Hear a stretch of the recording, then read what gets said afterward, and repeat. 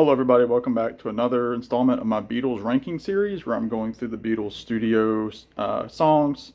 And we are going to pick up today with number 64, which is track 2 from the Sgt. Pepper album, With a Little Help from My Friends. A lot of people would say this is Ringo's best song.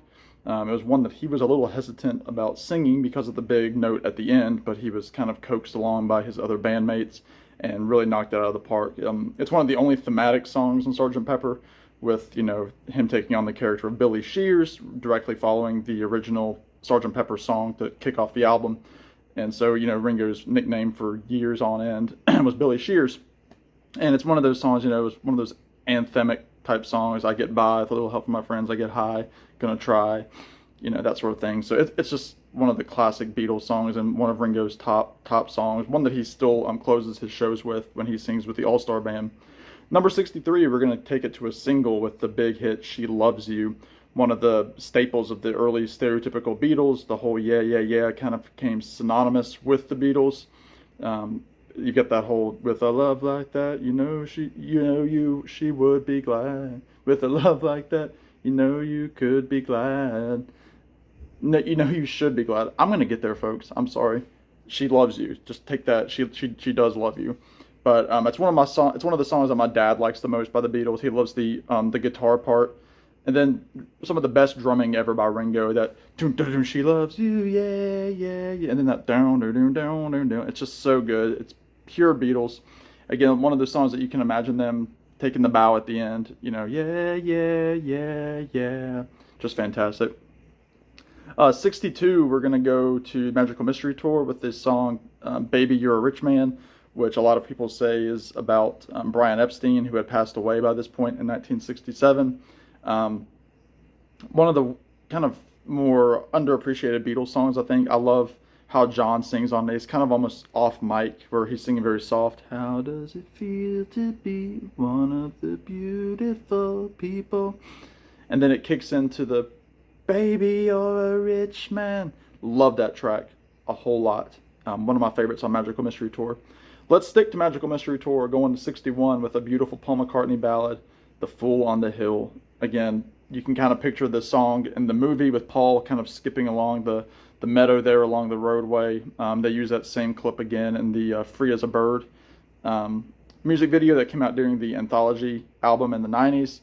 Just a beautiful song. It's one that Paul McCartney should sing more. I think he did it on the Back to the US tour in the early 2000s, but I don't know that he's done it a whole lot since, other than sound checks and a couple of other occasional off appearances. But I love the song. It's beautiful. One of his best ballads, in my opinion. So "The Fool on the Hill," 61. Number 60, let's go to the White Album with kind of a novelty song, "Rocky Raccoon." Love the track. It's kind of, a country kind of song with a fiddle played on the track. It starts off again kind of spoken word, like you're in an old Western, with McCartney doing this fake Southern drawl. Which is what I do in all my videos. This accent is not real, but I have to let you in on secrets at some point. But Rocky Raccoon, it starts, "Well, somewhere in the Black Mountain Hills of Dakota, there lived a young boy named Rocky Raccoon. One day his woman ran off with another guy." And then he kicks into it a little bit more, and then he starts singing, "Rocky Raccoon checked into his room only to find Gideon's Bible." It's funny, this song, I have a distinct memory driving along the Blue Ridge Parkway, probably when I was in 8th grade or so, 8th or 9th grade, and before I really knew the song, so it would have been about 8th grade. And I was just getting into the Beatles just slowly, but I hadn't gotten into the White Album yet. And I remember there was a car in front of us on the parkway that the license plate said McGill on it. And I distinctly remember saying, that sounds like it could be a name in a Beatles song, not even knowing Rocky Raccoon. And that's a true story. That's not a lie. I saw that car, it said McGill, that was all the license plate said, and I said, that sounds like a Beatles name. And then sure enough, I found Rocky Raccoon and it clicked, and I thought that was just really cool. But it's a great, kind of tongue-in-cheek Western kind of song. I really like it a lot. If you know anything about my taste, I kind of lean toward those types of songs. Anyway, so number 60, Rocky Raccoon. 59, the last track off of "Please Please Me," "Twist and Shout." Again, a lot of people might vote it the best Beatles cover. I wouldn't argue with them. It's definitely the song that the Beatles took and made their own out of many of their covers, but this one in particular, you almost hear this one more on the radio than you do the original. John Lennon absolutely shredding his vocal, one of his best vocal performances, a track that they would always perform um, in those early shows, and during the sessions for Please Please Me, it was the last track that they recorded because John did not want to destroy his vocals. And so when he's singing that song, he's already gone through all the other tracks on Please Please Me, and he's just got this build up to this track. Fantastic. The whole don't that great Beatles chord at the end. And of course, a lot of people know this song from Ferris Bueller's Day Off in the 80s, where I think it recharted in the Billboard. So pretty cool that, about 20 years later, Twist and Shout came back. And it's a staple at every high school dance that's ever existed. Number 58, I'm going to go to Sergeant Pepper, The Reprise. I know Jeff Wisher had this song very high, and I was really happy to see it. I love the reprise of Sergeant Pepper. Again, it's the penultimate track before the big finale, and it's got that great bow now on the kick drum. 1, 2, 3, 4, and then between the 3 and the 4, you hear John say "bye," kind of off the. It's just so good, and I love how fast they're singing it. We're Sergeant Pepper's Lonely Hearts Club Band. We hope you have enjoyed the show. Again, one of those thematic elements of the Sergeant Pepper concept, as it were. And then the great Lonely Hearts Club Band. And then bow, now, now, now, now, bow. It's so good. It's only, a minute and 20 seconds or so.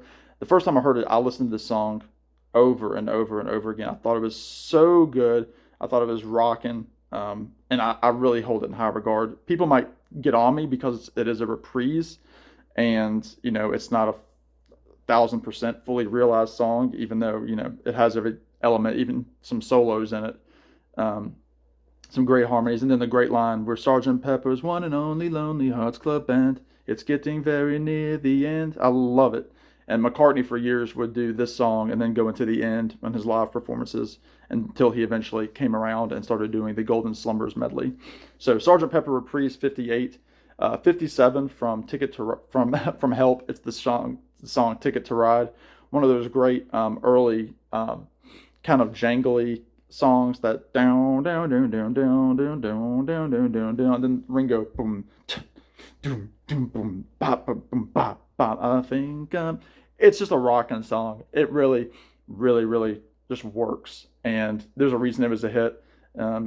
Great harmony by John and Paul. I think it's today, and then Paul, today, yeah, with a girl that's driving. It's just so good. Again, I love that kind of jangly guitar, and then at the end, baby don't care about down. It's just, everybody knows it. 56 from Revolver, I'm going to go with And Your Bird Can Sing, which again is kind of an early example of power pop. It's got that great, kind of double guitar that and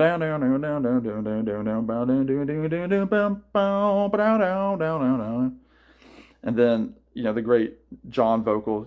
You tell her that she's got everything you wanted and your bird can sing. I would have loved to have seen, had the Beatles reunited. This would have been so cool to see live with the harmony, and then that killer guitar. I mean, the Beatles are all working overtime on this song, and it really shows. It's one of my favorites off of Revolver for sure. Number 58, I just mentioned the song just a second ago. It's The End from Abbey Road.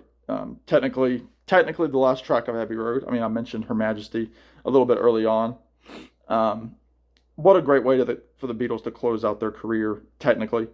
The whole coda, and in the end, the love you take is equal to the love you make. Of course, as Chris Farley would say, remember that time that you sang, and in the end, the love you take is equal to the love you make. Yeah, that was cool. Chris Farley says it best. And then it's got the great Ringo drum beat, that which I'm pretty sure Keith Moon stole on Won't Get Fooled Again. But that's just me. Number 54, the title track, the opening track to Magical Mystery Tour. Again, kind of like Sgt. Pepper, kind of the same formula. Obviously, Sgt. Pepper came out just a little bit before Magical Mystery Tour, so the Beatles were sticking to a formula probably for the first time in their career, where they had like an intro song, like, join us for this tour, like with Sgt. Pepper. They said, we're the band, come listen to us. Again, great vocals with kind of the distorted vocals from John and Paul. It kicks off, roll up to the magical mystery tour, step right this way. Again, a classic opening song for Paul in concert. And it's got the great, roll up for the mystery tour. And then it kind of slows down at the end where he goes, the magical mystery tour is dying to take you away. It's just so good. The horns.